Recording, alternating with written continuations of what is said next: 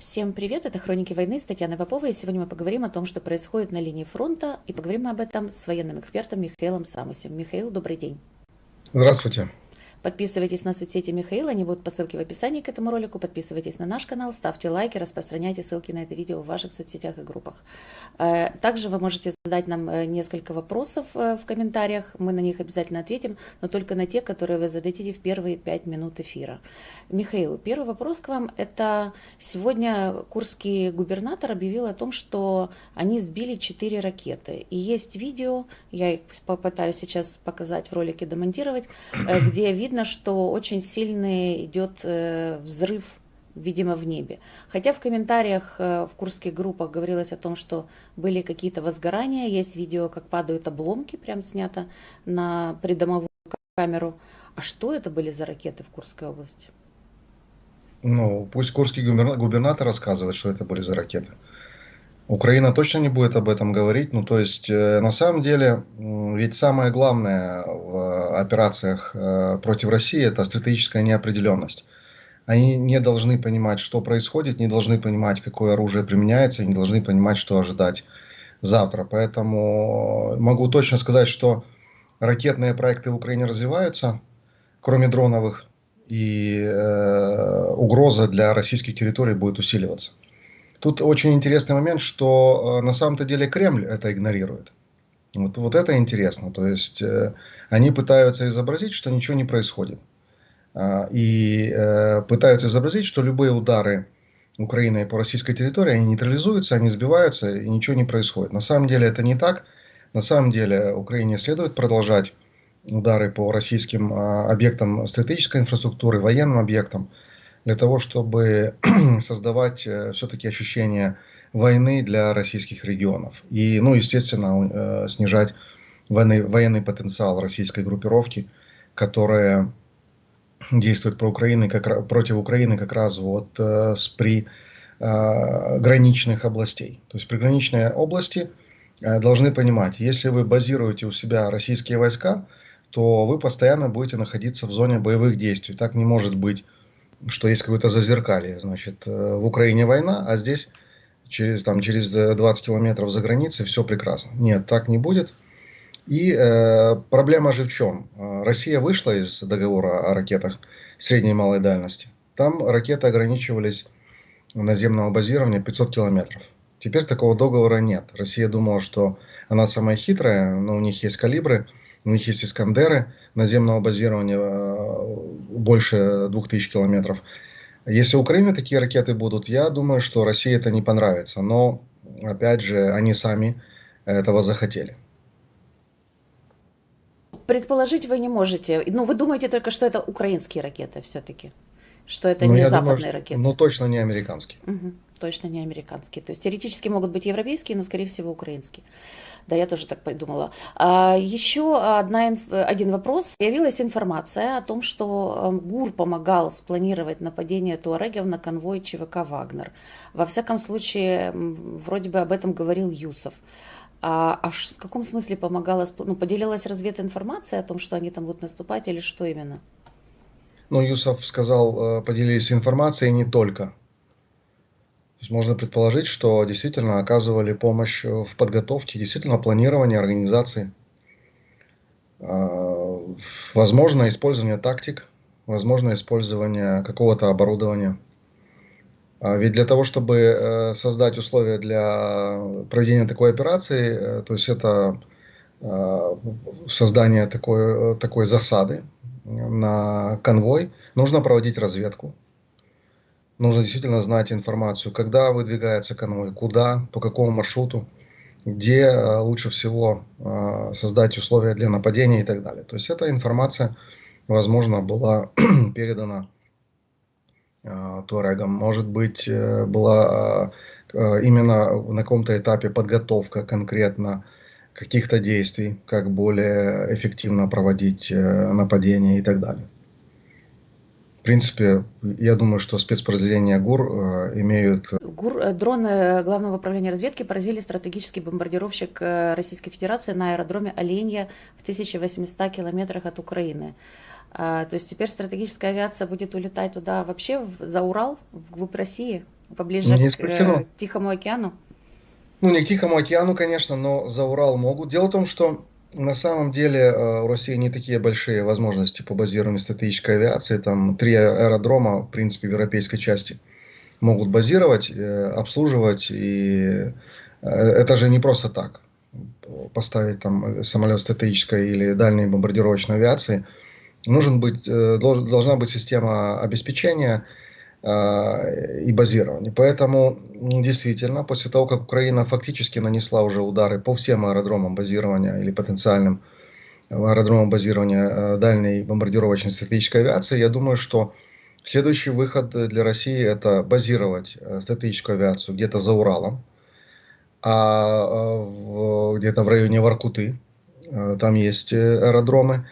А в дальнейшем при выполнении боевых задач они могут перебазировать на какое-то время авиацию или, в принципе, оттуда прямо выходить уже с дозаправкой, выходить на выполнение боевых задач. То есть в любом случае, конечно же, это ослабляет возможности России по нанесению ракетных ударов по Украине.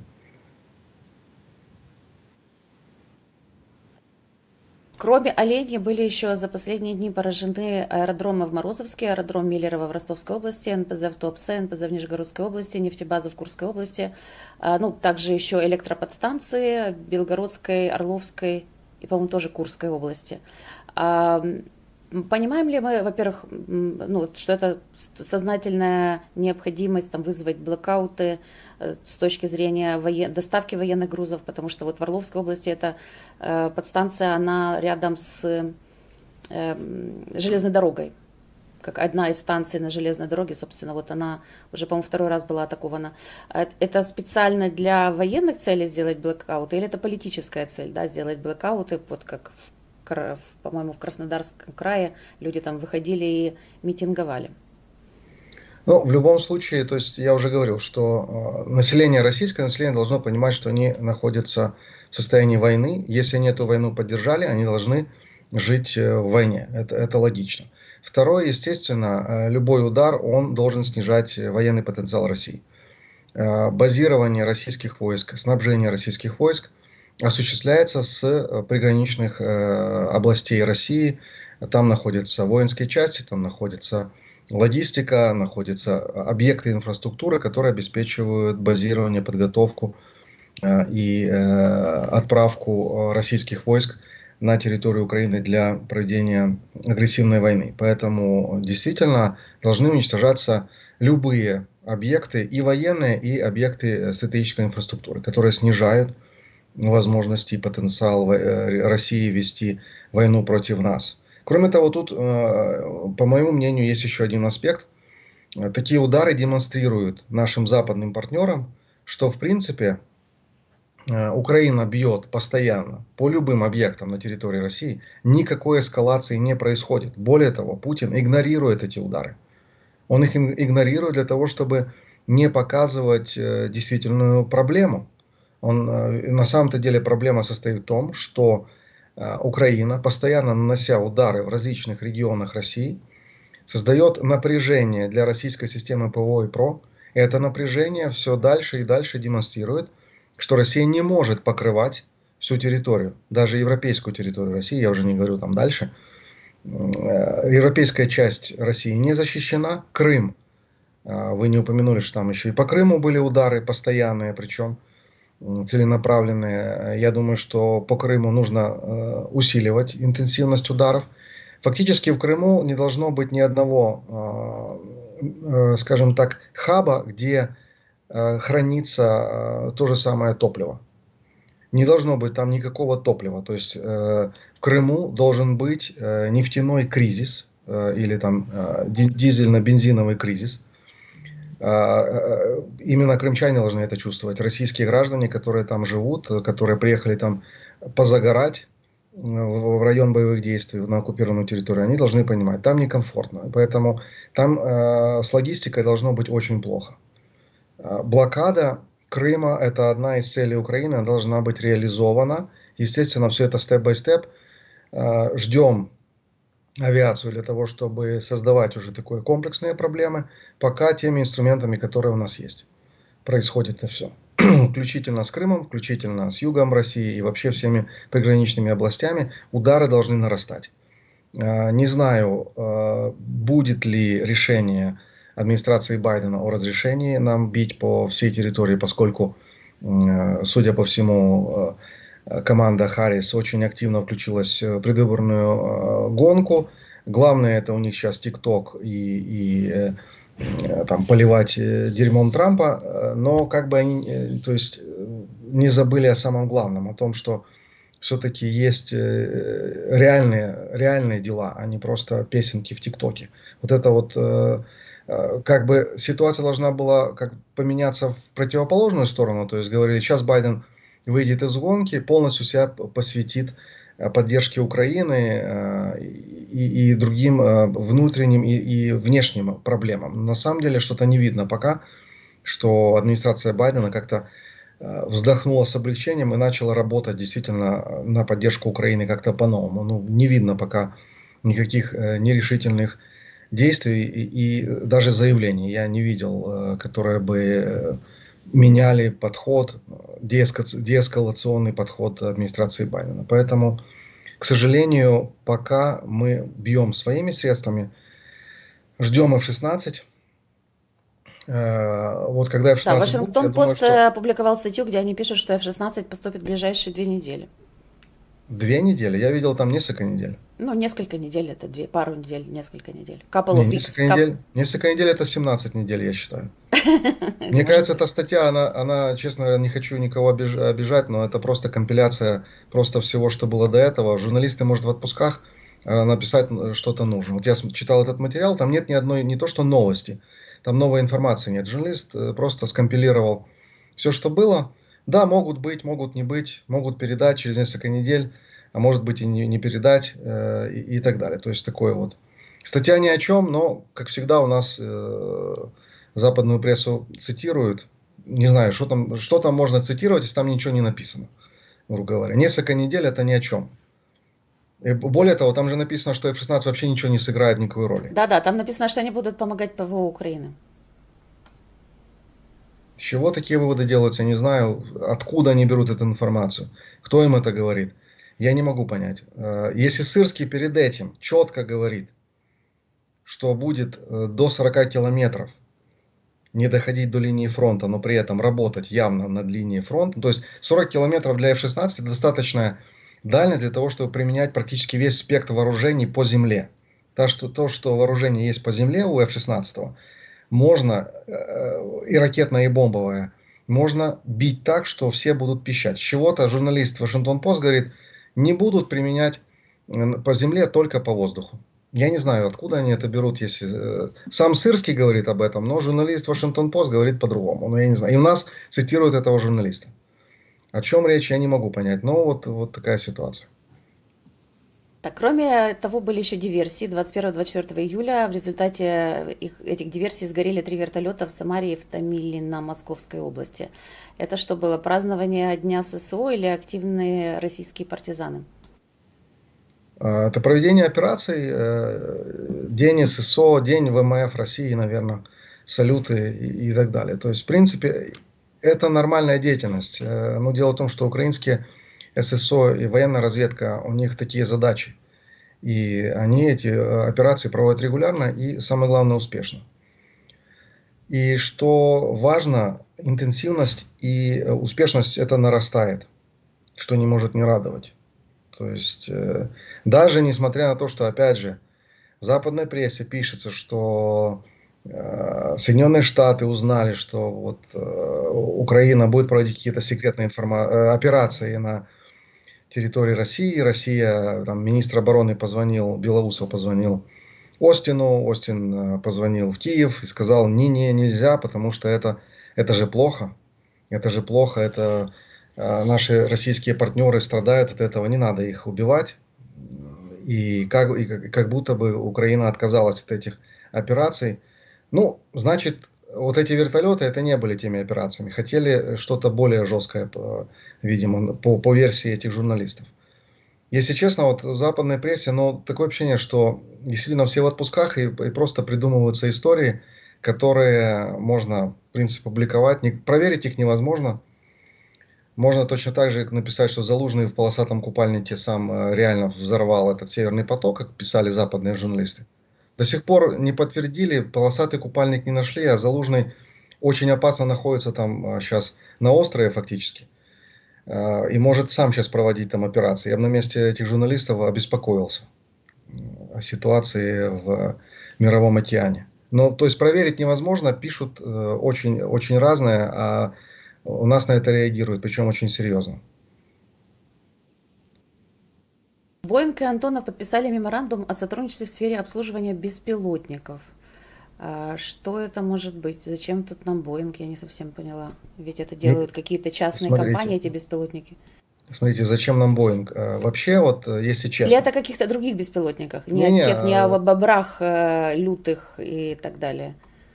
нет, там есть беспилотники Боинга, которые будут обслуживаться Антоновым. То есть это немножко другое. Я о чем хочу сказать, что на самом деле Антонову нужно было еще лет 25 тому назад стать частью или Airbus, или Боинга.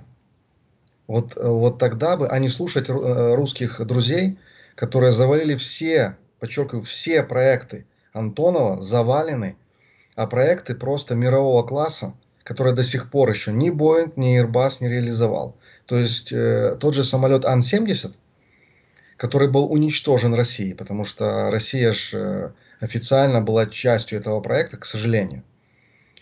0 копеек профинансировала и блокировала любые контакты Украины с тем же Airbus. Потом родился А400М, хотя документацию передали Антонов Airbus еще в 88 году, не, в 98-м. Да, то есть, в принципе, история такая, что Антонову нужно было давно этим заниматься, и Антонов имел шансы стать, например, военно-транспортным дивизионом, военно-транспортным дивизионом Airbus или военно-транспортным дивизионом Боинга. У Боинга, кстати, подчеркну, до сих пор нет такого самолета, как Ан-70. Airbus сделал себе А400М, это практически копия Ан-70. А у Боинга такого самолета нет. 70-80 тонн, с дальностью 3000 километров и больше, и так далее. И турбовинтового нет у них такого самолета. И не предвидится. Вот в чем проблема. И тут, конечно, потеряно много времени, были у нас шансы. И сейчас, когда вот, ну, Boeing нам дает возможность обслуживать свои беспилотники и представлять это как большую победу, я бы не стал. Ну да, это идет просто сотрудничество, но это сотрудничество не тот уровень, на котором наше реально передовое в мире конструкторское бюро, предприятие Антонов, которое создает прекраснейшие самолеты военно-транспортные. Ан-178, чего только стоит. Просто идеальный самолет, честно говоря, 20-тонник.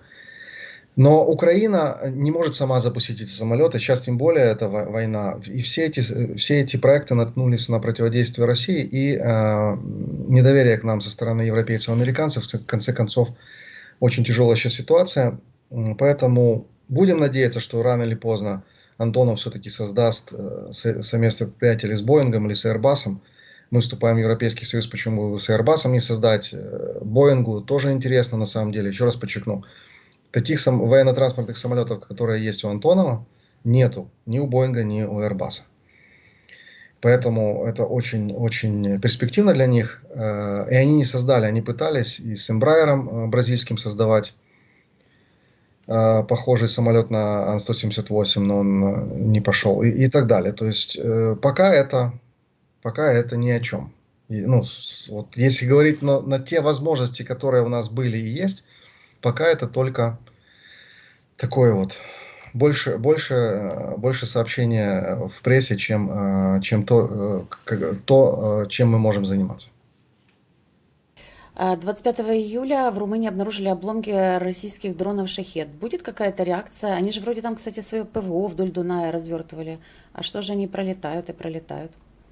Ну, даже была информация, что румыны сбили этот «Шахед», но тихонько сбили, то есть не создавая какого-то резонанса. Проблема в чем? Проблема в том, что Брюссель не разрешает, как говорит Брюссель, нет решения консенсусного лидеров всех стран НАТО о том, чтобы разрешать сбивать российские ракеты или шахеды над воздушным пространством стран НАТО. То есть они думают, что это может привести к эскалации и втягиванию НАТО в войну между Россией и Украиной. Абсолютно не хочу использовать плохих слов, неадекватная позиция НАТО. Я считаю, что НАТО должно показывать силу в этом вопросе и демонстрировать, что любой воздушный объект российский, который залетает на территорию стран НАТО, это акт агрессии. Я просто напоминаю по международному праву, что атака с помощью ракеты или военного дрона, дрон ударный — это фактически крылатая ракета, только, скажем так, на минималках. Это акт агрессии, военной агрессии. И реакция на военную агрессию тем, что мы не можем их сбивать, потому что, понимаете, мы вот не хотим эскалировать, это очень слабая позиция, которая открывает все больше возможностей для агрессора. То есть агрессор может дальше. Вот сейчас вот говорили, что этот беспилотник, ну, был довольно-таки на довольно-таки большую глубину пробрался в Румынию, и возникает вопрос, ну а если они залетят на 50 километров, на 100 километров, что будет делать Польша или Румыния? Потому что именно эти страны несколько раз уже стыкались с этой проблемой, а Брюссель не дает добро, а национальное правительство уважает это решение. Хотя, честно говоря, на самом деле национальное правительство отвечает перед своим народом, перед своими гражданами за безопасность. Прежде всего. Потому что, чтобы Брюссель отвечал за эту оборону, нужно еще активировать статью 5. А статья 5 это не такое простое дело. То есть, в принципе, я думаю, что ПВО Румынии и Польши должно сбивать эти воздушные объекты, вести их в Брюссель, показывать и говорить, давайте уже что-то делать. То есть немножко занять другую позицию. Не разрешать русским залетать в воздушное пространство, а сбивать русские объекты и отвозить их в Брюссель, собирать заседания по 4 статье, консультации, совещания и требовать выработки какого-то решения, уже усиления ПВО, да, вот если кто-то против, например, там, я не знаю, кто против, Испания, Италия, ну, до них далеко, наверное, они говорят, не надо там как-то сбивать русских, а то сейчас еще придется испанцам воевать против России, мы не хотим. Тогда надо просто вот говорить, если вы не хотите, давайте перемещайте свое ПВО в Польшу, в Румынию, если не хотите в Украину перемещать, что было бы еще более логично. То есть, чтобы вообще на территорию Польши и Румынии не залетали беспилотники, нужно усиливать ПВО Украины. Мы об этом уже говорим годами. Ничего не делается. ПВО нам передается, но очень медленно. И та же самая Румыния как раз передала комплекс. А вот Соединенные Штаты, я не знаю, что ждут и почему не могут нам передавать все возможное и невозможное. Особенно на фоне такого знающего человека, как Помпео, который знает, наверное, да, сколько у них патриотов, сколько у них самолетов, сколько артиллерийских систем, боеприпасов, который говорит, а мы можем вам ленд-лиз на 500 миллиардов линию открыть. То есть он считает, тут же многие обратили внимание просто на сам факт, там, плана Помпео, а меня тут задело вот что. Человек, который точно знает, а он был допущен до всех секретных материалов, информации и так далее по тому, что имеют Соединенные Штаты. Он предлагает на 500 миллиардов долларов открыть линию и передать Украине на эти 500 миллиардов долларов вооружения. Я думаю, включительно с патриотами, включительно с системой ПВО различной дальности, функционала и так далее. Почему сейчас это нельзя сделать, я не могу понять. Что может останавливать американцев, администрацию Байдена? Кстати, а по поводу плана Помпео, вы считаете, он хорош для Украины? Ну, что значит хорош или не хорош? Дело в том, что это, ну, во-первых, это не план, это мнение, это рефлексия Помпео на то, что происходит.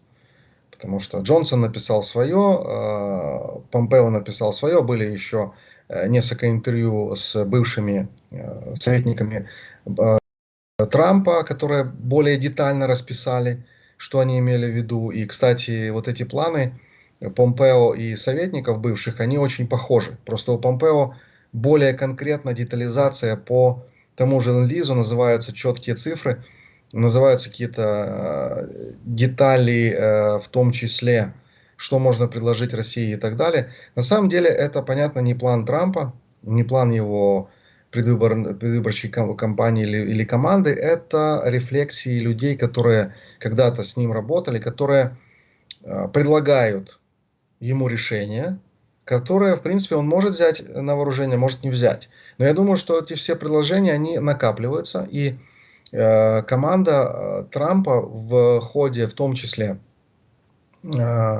подготовки к дебатам с Камалой Харрис, которые состоятся, очевидно, там где-то после выдвижения уже официального Харрис на кандидата от демократов, во время этих дебатов явно будет украинский вопрос более четко подниматься, потому что Харрис, скорее всего, скажет, мы вот поддерживаем Украину, а вы стремитесь к капитуляции Украины, вы хотите ее сдать и так далее. То есть вот такой вопрос можно было бы Трампу задать, чтобы он немножко раскрылся, чтобы он дал деталей. Не просто я наведу порядок, я остановлю войну и так далее, а что конкретно и будет ли это предполагать капитуляцию Украины.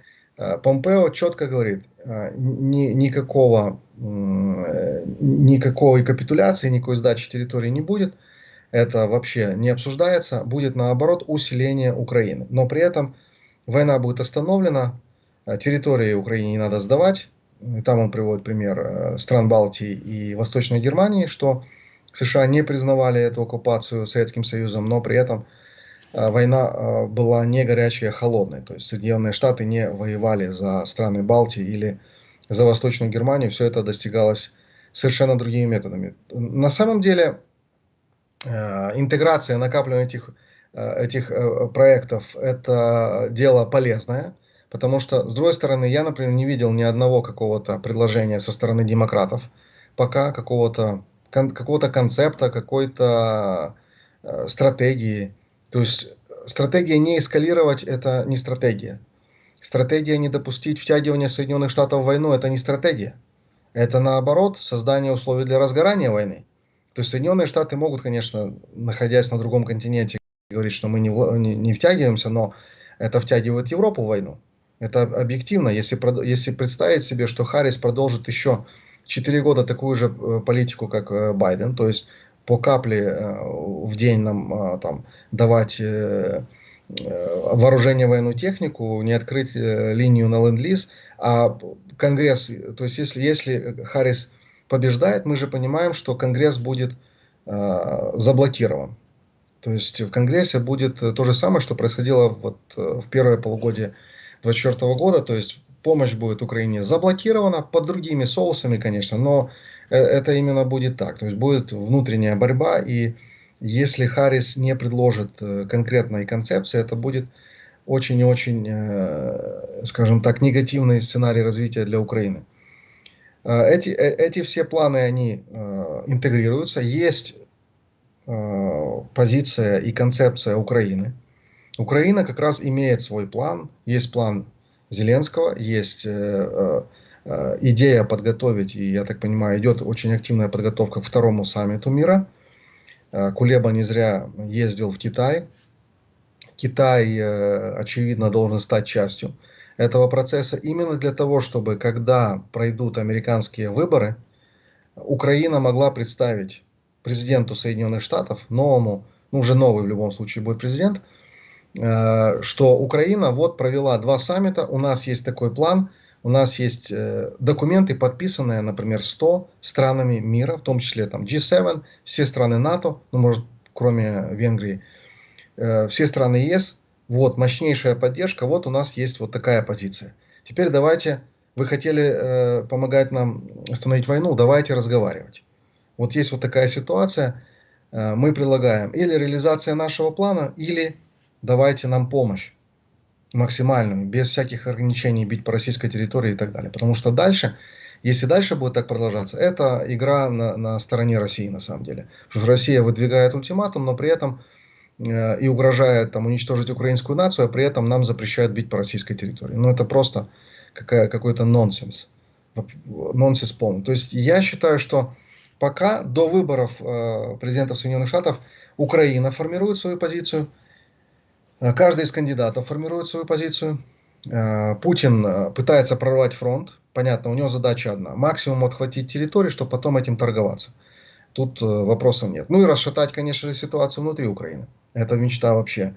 Самое главное, чтобы Украина была, выглядела неконтролируемой, в хаосе, когда украинцы воюют друг с другом, когда помогать уже будет некому. Вот это вот, конечно же, самый главный план России, который они пытаются, естественно, очень давно реализовать, пока у них не получается, но расшатывание идет по всем направлениям. Мы видим, увеличивается количество, например, поджогов военных машин. Ну, это же явно Ну, ФСБшная так уже задержали тактика. СБУ, сколько, 6 человек, по-моему, и подтвердилось, что это был куратор из ФСБ.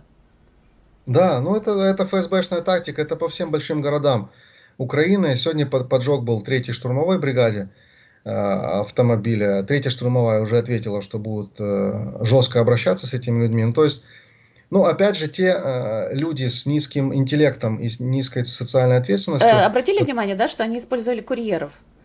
Они да, использовали но это, курьеров, это которые могли свободно передвигаться по городу, вот с ФСБшной точки отправляли, зрения извините, молодцы. отправляли кураторам фотографию сначала, те им подтверждали, что да, поджигайте эту машину, потом они поджигали, один поджигал, а другой снимал. Это были... Да, но это классика жанра, и вот здесь вот ФСБшники, конечно, молодцы. Завербовать бригаду, которая имеет легендированно, может перемещаться по городу, может определять маршруты, наблюдать. Ты же никогда не знаешь, почему этот человек там с доставкой еды, вот сумкой, катается именно вот здесь. Ну, ищет, наверное, адрес доставки. На самом деле этот человек просто может кататься и изучать подходы, подъезды, камеры, которые там есть и так далее, вокруг какой-то машины, или где эта машина там останавливается, где охрана и так далее. Поэтому с этой точки зрения, да, ФСБ тактику хорошую выбрали, молодцы. Ну, а дальше вот эти люди, которые клюют на... Ну, я думаю, что там все-таки материальное больше мотивация. Хотя, ну, идеологически, я думаю, тут присутствует, потому что нормальный человек, украинец, не может таким заниматься просто из-за денег. Это потому что, ну, я бы просто вот одну простую вещь сейчас сказал. Ребята, особенно с низким интеллектом, вы ничего не читаете никогда. Почитайте закон о военном положении. Что это означает? Что с вами могут сделать? Вот третья штурмовая обещает с вами действовать жестко, но на самом деле там очень жесткие нормы и в законе по поводу людей, которые этим занимаются. Потому что шпионаж, разведдеятельность в интересах страны-агрессора – это очень, очень плохой поступок. В военное время это, ну, близко уже к расстрелу. У нас просто расстрелов нет, потому что мы Европа, но очень близко к этому. Поэтому все люди, которые этим занимаются, они должны думать, вернее, они думать не могут, но хотя бы где-то спинной мозг должен подсказывать, что это закончится в любом случае плохо. Эти там $500, которые кому-то там заплатят, если заплатят, вылезут очень, очень плохим боком. Но, опять же, тактика понятна россиян, то есть нагнетение обстановки, демонстрация, что украинцы не любят военных, что существует раскол в обществе, что служить никто не хочет, машины сжигают, куча видео в ТикТок и так далее, информационно-психологические операции. Все это, естественно, должно работать вот именно тот сценарий. Именно сценарий развала государства Ну, изнутри. Есть извините, киевский я режим. просто отмечу для наших зрителей, что вот если вы видите, что одновременно сразу на всех телеграм-каналах появляется очень похожий текст и очень похожее или одно и то же видео, что-то про Украину, то, вероятнее всего, это специально организованная операция, которая потом используется уже в информационной борьбе. Ну, правда в том, что это действует, поскольку люди Нет, это, знаешь, часто... наши же органы тоже подтверждают. Мы тоже говорим, да, смотрите, действительно, вот поджог машин произошел, там полиция завела дело. Вот. А потом, когда СБУ начинает анализировать, видимо, какими-то проводят оперативные мероприятия и задерживает людей, Оказывается, что это завербованная группа, у которых был один и тот же куратор, который им давал одинаковое задание и у которых было одинаковое прикрытие. Ну, то есть тут немного, конечно, русские не дорабатывают, но их можно понять, уже слишком много они шишек тут набили. Им нужно, конечно, здесь еще и политическую какую-то основу было бы подтягивать, вот как в убийстве фараона, там появились какие-то белые неонацисты, которые действуют на территории Украины. Тут же комплексный подход. Да, неонацисты русские, как будто бы, но когда в западной прессе пишут об этом случае, пишут, что украинский неонацист. И тут русские говорят, ну мы же говорили, посмотрите, украинский ненацист убил противоречивую фигуру и так далее. То есть языковой вопрос все такие, ну понятно, язык, неонацисты, Украина во всей красе. Хотя делает это все ФСБ. Точно так же и здесь. Здесь нужно было бы, конечно, я не знаю, может это где-то в ТикТоке пропагандируется, что существует какое-то движение сопротивления режиму Зеленского, вот против этой насильственной мобилизации, против вот этой тюрьмы народов, как называют там Украину сейчас, это страна тюрьма и так далее. Вот если бы сюда еще какого-то лидера подтянуть в маске, который бы говорил, что мы скоро снесем вот это все, пока я не видел такого. Возможно, это уже где-то есть, просто оно не так распространено, но пока вот эти вот поджоги, они как бы не несут ощущения у людей, не несут ощущения, что государство начинает распадаться, да, вот какое-то сопротивление появилось и так далее. Потому что, ну, какие-то подростки бегают, палят машину, ну, это выглядит, да, как-то напряжно, скажем так, но оно выглядит действительно как, может, подростки просто балуются, да, а может быть, просто вот люди не хотят идти служить, да, но все-таки не хотят же служить, вот, и так далее. То есть не хватает, немножко не дорабатывают здесь ФСБшники, пытаются, думают, что если они просто будут говорить о стране-тюрьме и так далее, то народ не пойдет в армию и начнет сносить Зеленского. Но опять же, очень наивно и не дорабатывают с точки зрения реальной обстановки. Я думаю, что почему они не говорят в тех же ТикТоках, что 4,6 миллиона обновилось за эти 2 месяца? Потому что для них это шок на самом деле. 4,6 миллионов, они же говорили, что в Украине нет уже все, некем воевать. Но извините меня, 4,6 миллиона обновить данные, это означает, что, так извините, 4,6 миллиона это армия, с которой России, как там Рёбки сказал, за 2 года к Киеву зайти, я очень сомневаюсь, что они и через 50 лет к Киеву приблизятся, даже через Беларусь. Поэтому вот не дорабатывают, нужно щительнее и придумывать, конечно же, политическую какую-то основу. Иначе никак. Да, в Украине запустили проект для обмена коллаборантов на пленных украинцев. Кремль что, будет чаще обменивать своих солдат тогда? Ну, коллаборантов на своих солдат, я имею в виду. Ну, это как опция. То есть тут тяжело сказать, но нужно смотреть будет по эффективности, по результативности. Угу. То есть как идея, да, но посмотрим, как это пойдет. Во Франции задержали, кстати, российского повара, работавшего на российские спецслужбы и готовившего провокации во время Олимпиады. А также были диверсии на железнодорожных путях за несколько часов до начала Олимпиады. Как вы считаете... Да, из интересного, этот повар сам время от времени напивался, устраивал скандалы в самолетах и кричал, что он сотрудник ФСБ, и чуть ли не размахивал пистолетом. И теперь оказалось, что наконец-то западные спецслужбы обратили на него внимание. Вы считаете, это, во-первых, успех или, наоборот, неудача? И будут ли дальше усилять западные спецслужбы, ну, как бы в силовое противодействие российским спецслужбам? Ну, я надеюсь, что да, потому что на самом-то деле, ну, по поводу Олимпиады тут явно идет спланированная операция российских спецслужб однозначно, потому что русских фактически не приняли на Олимпиаду. Сколько там русские не обхаживали, все-таки Франция, если бы кто там несколько лет назад сказали, там у них русский центр с куполами стоит, и вообще Россия была, даже после 2014 года Франция была одним из центров русского влияния в Европе. И русские очень надеялись, что Франция такой и останется, а тут получается, что даже русских спортсменов не приняли. на Олимпиаду. Поэтому очень много дезинформации об Олимпиаде, что она какая-то не такая, что там воняет, что там какой-то полный разврат, дезорганизация. Ну, то есть очернение это, понятно, для русской пропаганды, это традиционно. Вот я сегодня утром видел, что обрезаны несколько линий оптоволокна, идут перебои с интернетом, то есть постоянно идут какие-то вот непонятные вещи. Когда появляются вот такие вещи с критической инфраструктурой, я бы не стал тут долго думать. Это естественно, русские спецслужбы, но они так всегда действуют.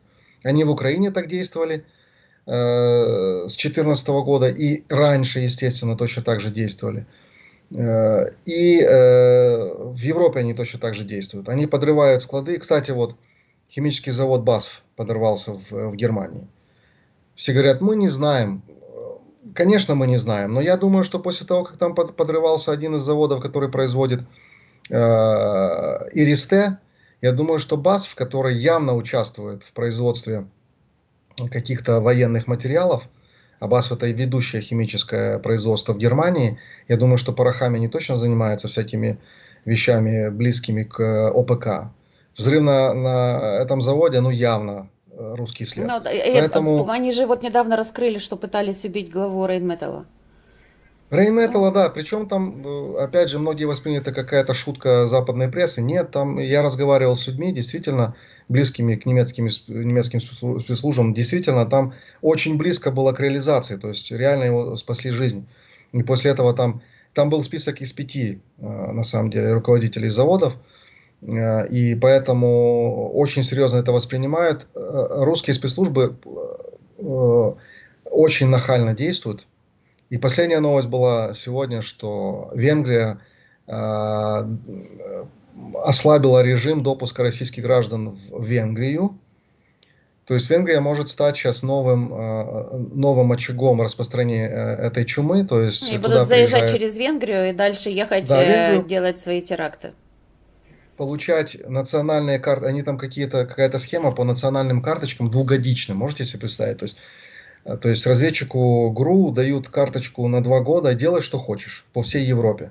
Естественно, там будут и оптоволокно резать, и взрывы на химических предприятиях быть, и убивать директоров предприятия, если просто реально не могут, к сожалению. Вот насколько я понимаю, что толерантность, свобода, нет формальных поводов, вот это же бедненький российский гражданин. Почему нельзя просто, как с санкционным режимом, зачем заниматься каким-то идиотизмом, честно говоря, закрывать какую-то одну товку, через 5 минут открывается другая товка, если можно просто запретить весь экспорт и импорт с России. Вот просто запрещаются экспортно-импортные операции, и точно так же запретить любым российским гражданам ездить в Европу. Зачем ездить российским гражданам в Европу, я не могу понять. Ну просто объясните мне хотя бы одну причину. То, что они там насмотрятся на свободную демократию, на либерализм и начнут сносить Путина, для меня это не аргумент. Увидят шпили и культурную спадщину Европы и преобразятся, тоже неправда. Принесут много денег Европе, тоже неправда. Эти русские туристы там ничего не привозят, в основном ломают все остальное, эту культурную спадщину. Поэтому я не знаю, сколько Европа будет еще играться. Просто нужно прекратить, во-первых, все импортно-экспортные операции, полностью все. Это будет нормальная санкция. Просто запретить. Вот Украина остановила сейчас нефть Лукойла в Венгрию и Словакию. Почему-то идет какое-то непонятное недовольство. Извините, ребята, а что вы хотели? Вы просили Европейский Союз дать вам возможность торговать нефтью с Россией, при этом труба идет через Украину, вы плюете в Украину, постоянно не даете утверждать пакеты помощи военной для Украины Европейским Союзом, а при этом хотите, чтобы мы вам еще и с Россией организовывали торговлю. Может вам еще приносить там в тарелочке с голубой каемочкой эту нефть. Ну, то есть, на самом деле, время сумасшедшее, и очень многие решения, они действительно выглядят как сюрреализм. И русские этим пользуются, называют это русофобией, но при этом постоянно прекрасно себя чувствуют в Европе, прекрасно себя чувствуют с точки зрения организации агентурной работы и проведения любых специальных операций. Переходим к моей любимой части сводки.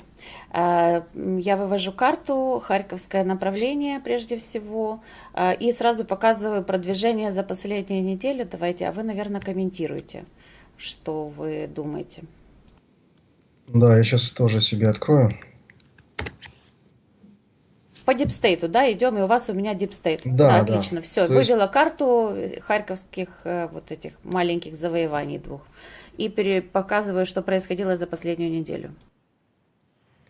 в принципе, опять же, ну, на Харьковском направлении здесь продвижений каких-то больших. Продвижений нет, но вы заметили, что с 26 на 20, до 29 увеличилось на линии фронта количество бригад разных. Заметили, да, что вот там было их меньше, а теперь стало больше за Ну, опять же, неделю. это, ну, Deep State может просто уточнять информацию. Не думаю, что каким-то образом там произошло наращивание, хотя была информация, как раз вот неделю назад мы это обсуждали, что туда перебрасываются десантники и морская пехота, 155-я бригада и даже часть, по-моему, 810-й бригады перебрасывались. Поэтому, да, действительно, факт остается фактом, что Россия не прекращает попыток. 155-я, кстати, появилась, вот ее уже видно на карте. Да, то есть самое главное, что нужно отметить на этом направлении, Россия не отказывается здесь штурмовать. То есть они продолжают бросать большие силы, стачивая там очень много своих сил для того, чтобы непонятно что. То есть вот если говорить о том, что они здесь пытаются прорваться куда-то, ну куда они могут здесь прорваться? Ну, то есть, в принципе, они застряли, завязли, дальше идут оборонительные сооружения, по которым и у нас скандалы были, и они явно там наращиваются. То есть никаких прорывов дальше быть не может в принципе. У меня единственное объяснение, что генерал, который командует этой группировкой, что-то кому-то пообещал и хочет получить какую-то то ли звезду, то ли еще что-нибудь. Непонятно что. Или должность. Но, во всяком случае, военного объяснения вот этими вещами очень трудно объяснить. Ну, можно сказать, что да, они пытаются таким образом оттянуть наши резервы все-таки, вот, долбя на Харьковском направлении, все-таки добиться, чтобы мы ослабили себя на Торецком направлении, там, на других направлениях на Донбассе, для того, чтобы были прорывы как раз на Донбассе. А здесь они будут просто оттягивать наши резервы. Но наше командование четко это понимает, естественно, и понимая перспективы русских всех этих потуг, я не думаю, что это как-то влияет сильно сейчас на как раз украинские резервы и их использование. Так, следующее направление, давайте я сразу от Купянска до Лимана. И показываю, что продвижение за последнюю неделю, но, по-моему, там тоже особых продвижений не было. Да, здесь тоже на Купинском, на Лиманском направлении за неделю продвижений фактически не было. По интенсивности здесь были Вот там всплески, но в песчаное, да, принципе... я вижу, что что-то в песчаном происходило, но это максимум. Была попытка штурма, да, но потом это все, опять же, все это было нейтрализовано и продвижений нет. Тогда переходим к Да, Часовому Яру. Говорят, что там где-то они прошли за канал, за территорию канала на севере от Часового Яра. Напоминаю, что там есть одно место, где канал уходит под воду. Под землю. Да, вот там есть даже, по-моему, два места, И где вот я они... сейчас, да, покажу за неделю, какое было продвижение. Вы, если можно, прокомментируйте. Да, то есть в Часовом Яру идет очень интенсивный напор русских. Опять же, они попытались пройти через канал, но в реальности они пытаются обойти через на более северном направлении и попытаться именно обойти украинские оборонные позиции именно с севера. Но опять же там продвижение тоже было остановлено.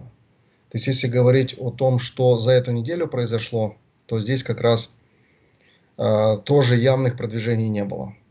хотя попытки были, постоянно идут попытки штурмов, но продвижение здесь тоже не отмечено. Хорошо, Хотя, конечно, они тогда пытаются. Нью-Йорк-Торецк, вот там как раз продвижение есть.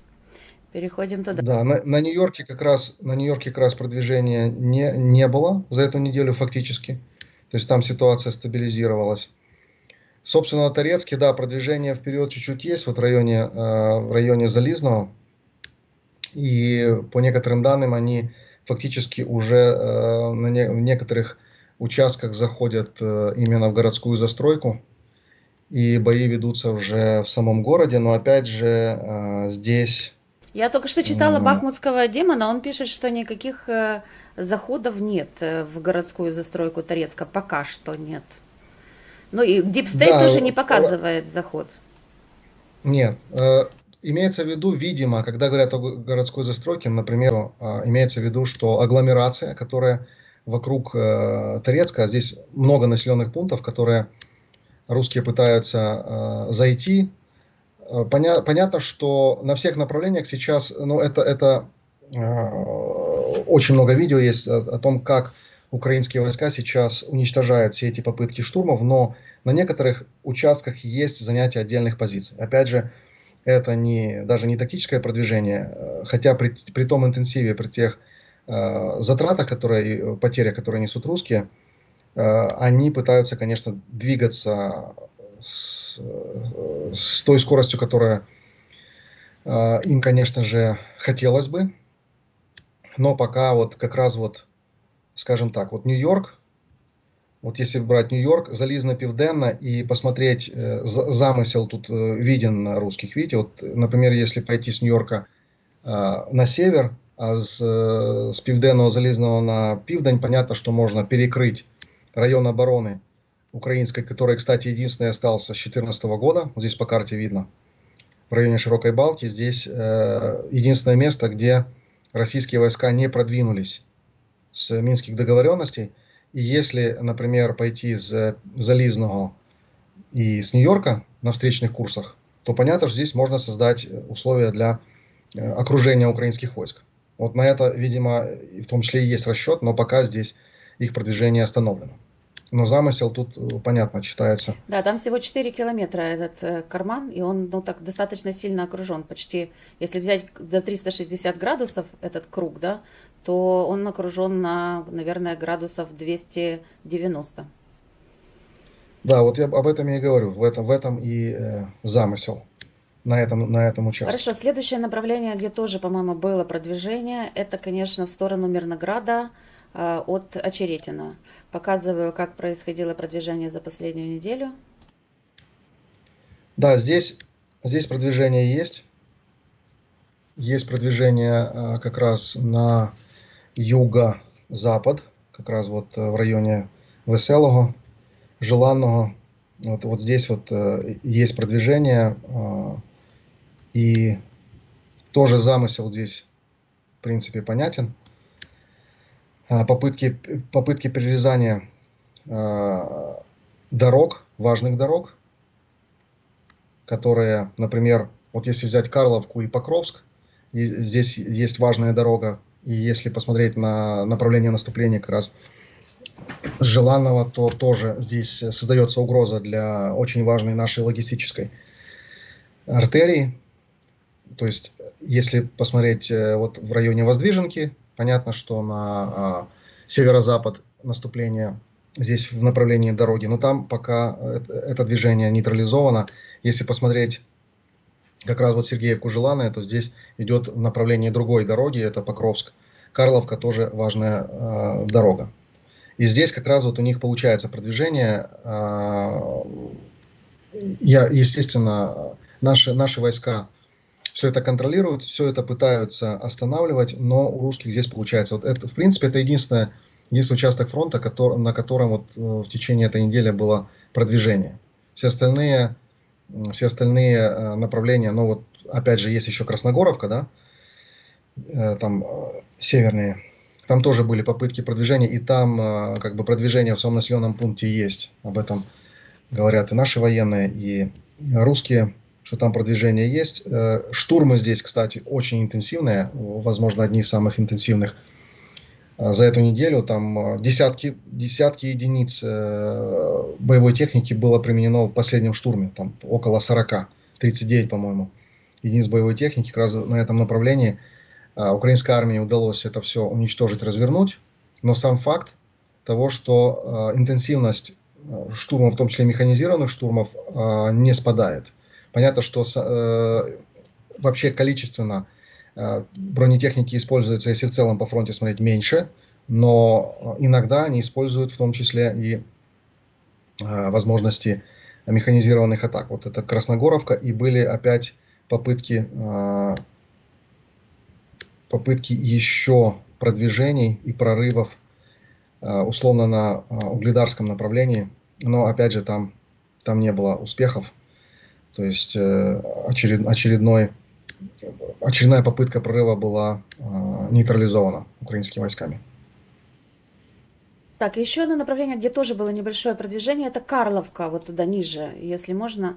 Вы уже про Красногоровку поговорили, но была еще Карловка. Давайте я покажу, что было за последние.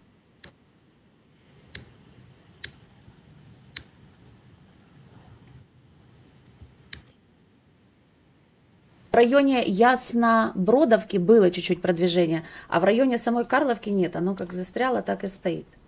Чуть-чуть в Яснобродовка подвинулась, все.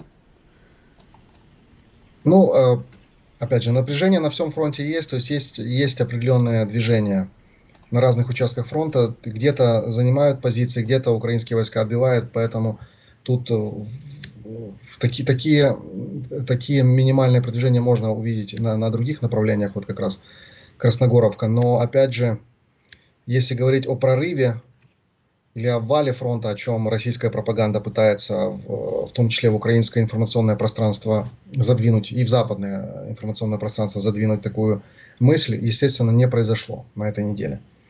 Поэтому это точно.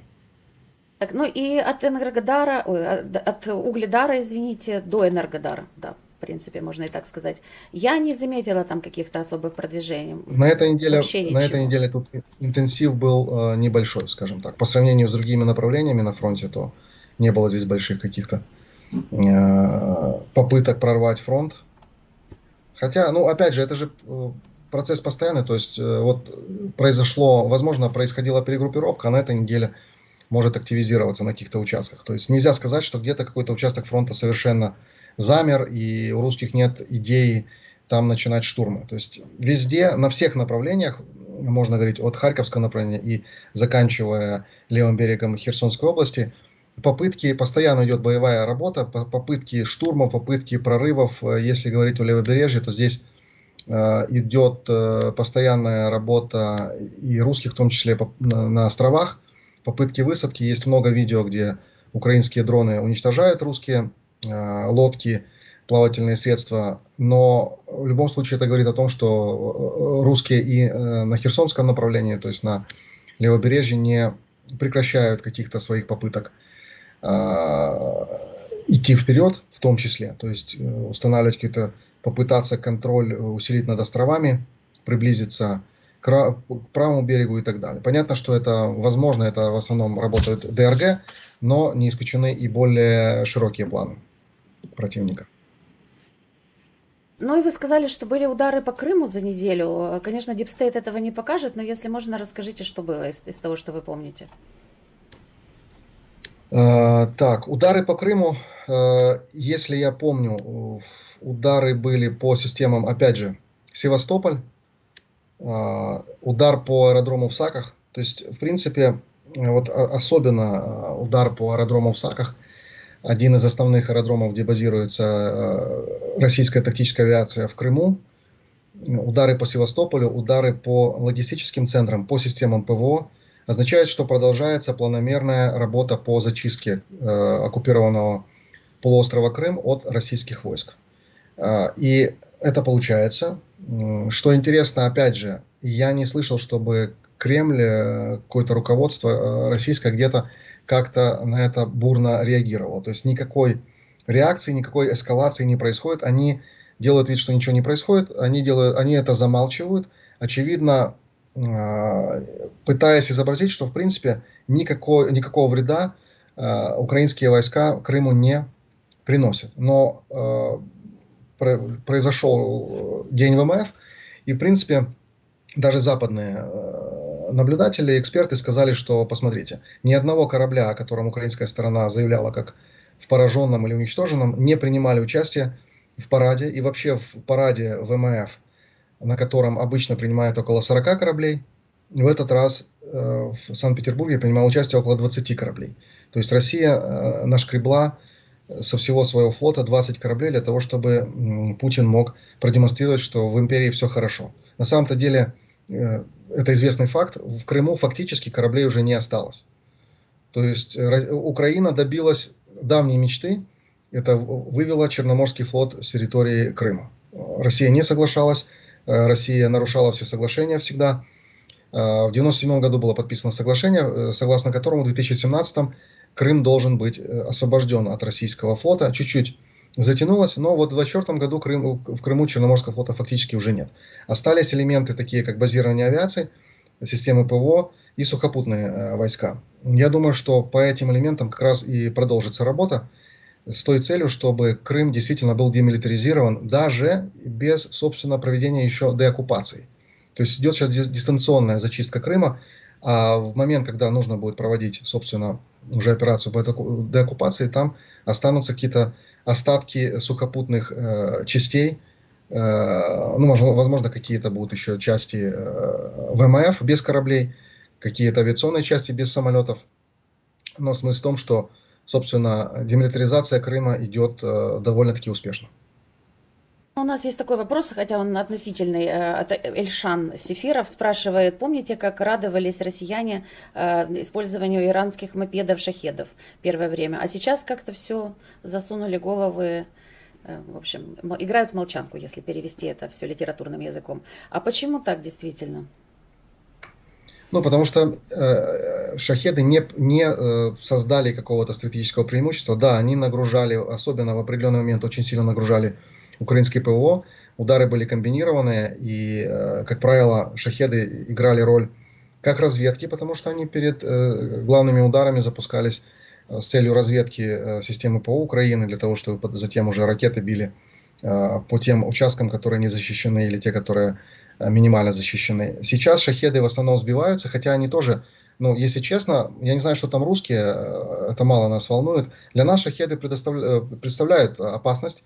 Они постоянно заходят и в воздушное пространство Украины. И вот буквально недавно был удар, в том числе вблизи Киева, шахедами. И они в том числе используют для удара по энергетической инфраструктуре. Поэтому Иран должен понимать, что Украина все помнит, Украина все записывает. Все эти удары, которые наносятся иранским вооружением, российскими агрессорами. То есть Иран об этом должен знать. Украина, например, может, русские там что-то и помалкивают, но мы это все фиксируем, и мы к этому очень серьезно относимся. Потому что шахеды – это очень опасная штука, которая убивает наших мирных граждан.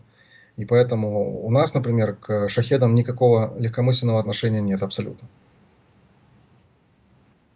Еще такое интересное, я только что просто увидела, на самом деле это утренний комментарий военкора Котенка. Он пишет следующее. Темпы нашего продвижения замедлились, медленно от Донецка на запад ползем жабьими прыжками. Понятно, почему замедление. Людей нет, уровень потерь высокий. Для тех, кто не понимает, наступать неким физически истощилась вся живая сила. На Харьковском отбиваемся с тяжелыми потерями. Липцы, Волчанск, ползем на Сватово-Купенск. Где они ползут? Нигде они не ползут. Это я уже от себя.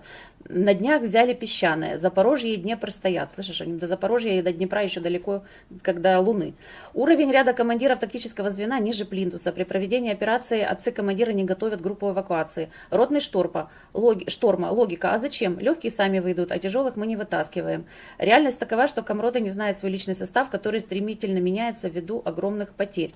Ну и пятое, это злые языки говорят, что на одном из стратегических направлений руководство приняло гениальное решение не забирать 200-х, так как это увеличивает статистику потерь. А пока лежат бесхозные, числятся как живые или пропавшие без вести. Вытаскивать дают частями дозированные, чтобы статистика не росла. К сожалению, это не выдумки, пишет военкор Котенок. Это что, правда дошла до российских телеграм-каналов? Ну, иногда они это пишут. Ну, на самом деле, А вы, кстати, заметили, что после когда... ухода Шойгу больше как-то начали об этом писать? Как-то более откровенно начали писать? Ну, видимо, где-то утратили контроль немного, потому что Шойгу этим занимался, а Белоусов, видимо, он же гениальный экономист. Я, правда, не знаю, чем он там занят, как гениальный экономист. Но это другой вопрос. Не считают, сколько разворовали предыдущие замы Шойгу, потому что вот сегодня было очередное объявление, что на сухпайках, по-моему, то ли 1,5 миллиарда украл, то ли 1,9 миллиарда украл один из замов Шойгу. Они деньги Ну, это им считают, они понадобится, считают, да. сколько украли. Это им понадобится, да, посчитать. Но на фронте действительно, когда просто говорят, что 2 миллиона стоит шкура человека, который просто пойдет там где-то умрет в посадках с вероятностью 100% или 200%, то, естественно, а что можно ожидать? То есть сейчас задача просто прорвать фронт. Вот, видимо, Герасимов сказал, что ему нужно столько-то людей, и он обеспечит взятие Донбасса. То есть у них главная задача – это взять Донбасс. Это очевидно.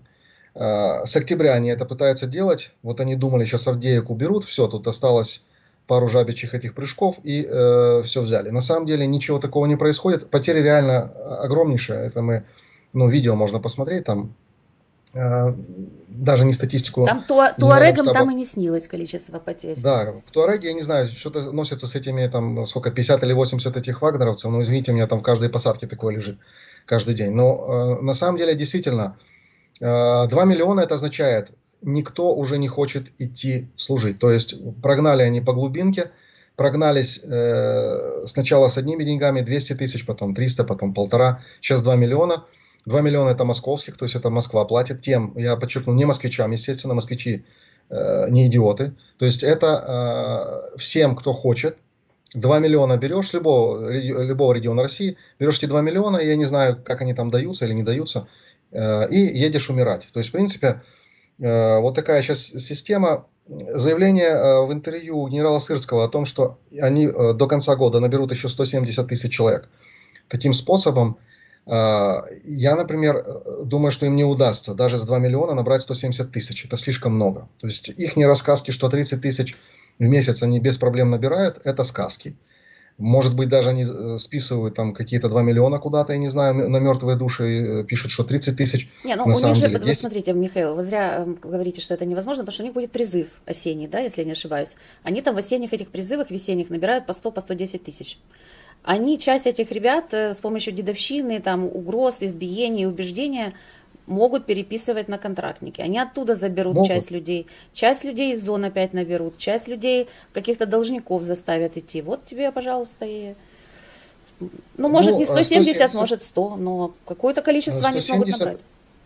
Но, опять же, если брать еще с учетом потерь, это понятно, это легкая арифметика, потерь будет еще столько же. То есть нужно набирать на самом деле 300 тысяч человек, чтобы достигнуть 690 тысяч, как говорит генерал Сырский. То есть увеличить, то есть у них проблема какая? Даже того количества, если убрать, например, потери, вот взять сейчас прямо, что у них есть, там до 500 тысяч, у них не хватает возможности сконцентрировать силы, необходимые для прорыва фронта. То есть они вот действительно эти жабичьи прыжки, но они из-за чего? Потому что у них размазано, в принципе, по всему фронту, огромнейшему, 1000 километров.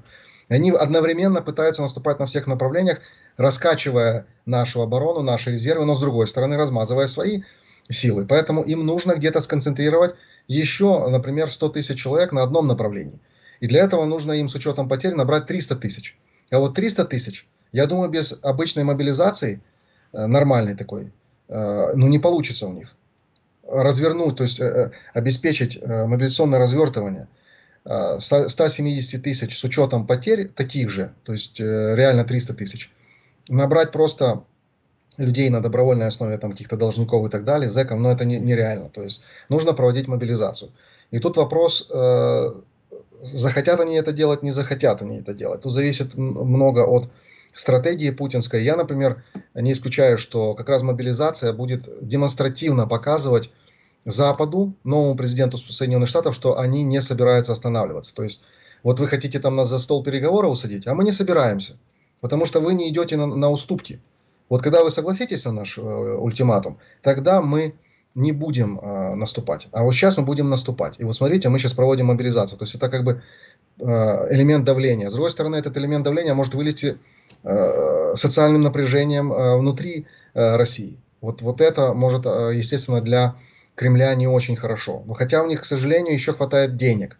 То есть нефть по $10, если победит Трамп, будет только, наверное, через год, не раньше. Потому что это не быстрые процессы. И опять же, когда русские доедят последнюю кубышку, все равно это год, может полтора будет продолжаться опять, пока это подействует непосредственно уже на бюджетирование войны. Это, к сожалению, процесс растянутый. Поэтому Путин будет пытаться блефовать, будет пытаться использовать в том числе фактор вот этой демонстративной мобилизации, в том числе для того, чтобы, возможно, продемонстрировать готовность идти до конца, готовность наступать, готовность продолжать войну. А вы, если хотите остановить войну, Трамп хочет остановить войну, окей, значит, предлагай нам нормальное что-то, а не какие-то непонятные ультиматумы, там, план Зеленского и так далее. То есть здесь, но при этом, естественно, они хотят до ноября прорвать фронт, они хотят захватить Донбасс, это однозначно. И здесь, то есть, в принципе, их стратегия просчитывается. И в этом сильная сторона для нас. Это положительно, что мы знаем, что они хотят, как они будут действовать, куда и так далее. И здесь, тут меня единственное, что пока добивает вот администрация Байдена, которая то ли в отпуска разошлась, то ли еще что-то. Казалось бы, уже Байдену уже можно включиться полностью в полный рост в поддержку Украины. Ему уже ничего не мешает. Харрис может, как бы, хотя Харрис тоже никакой стратегии и концепта не предложила пока. То есть можно было бы уже сейчас разрешить нам пить по территории России, можно было разрешить нам еще что-то, можно поставить более интенсивно технику, можно вообще перехватить. Что мешает Байдену перехватить и сделать подарок Харрис? Ну, в принципе, они могут вместе работать и открыть линию ленд-лиза. Какие проблемы? Нет, там же Поэтому нужно если- опять проголосовать этот законопроект про ленд-лиз. Он же был похоронен в свое время и не продлен. Предложите. Так и что про это мы должны Предложите. давить, мы должны митинги там устраивать, понимаете, Михаил? Это украинцы митинги, должны митинги. там устраивать, покупать лоббистов, устраивать митинги, все это официально организовывать. Пока не будет там письма 10 генералов, вспомните, были это, или даже 100 генералов и послов бывших. Ну, хорошо, то есть я, например, вы верите, что это может изменить политику Харрис? Я не знаю. Я верю, что нужно действовать активно и активнее. И без этих активных действий ничего не будет.